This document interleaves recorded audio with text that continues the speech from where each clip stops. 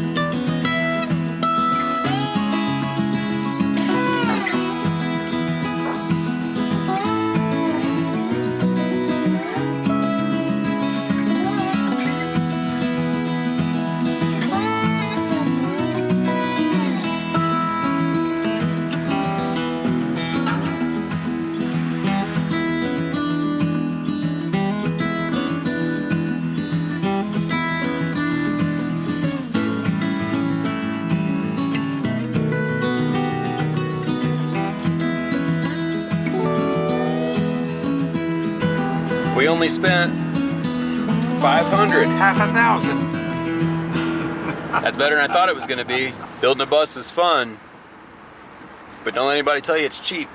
Oh, it always costs twice as much as you think it's going to cost, and takes twice as long as you think it's going to take.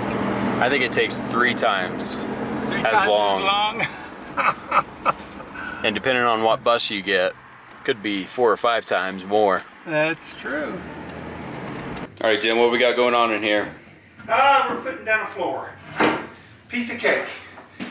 It's just time and money. They're every 16 inches. First one, obviously, is on the edge of the plywood, so the spacing will not be the same, just like laying out a house or anything else. All the rest of them, the spacers should be able to work and keep them exactly 16 inches apart. But when we get about 8 or 10 down here, we'll double check it and make sure they're still right. Then we'll continue on. If they're a little over, we'll cut a little bit off of your spacers. If they're a little over, we'll make new spacers.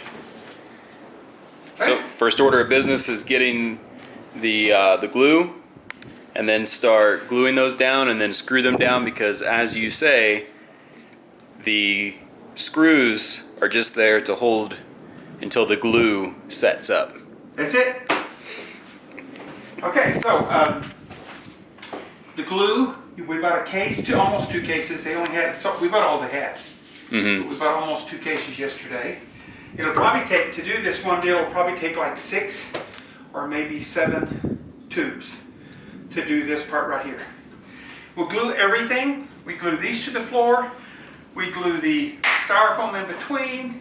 And when we put the plywood on the top, we glue that down also. We don't want any rattling, shaking, or squeaky floors.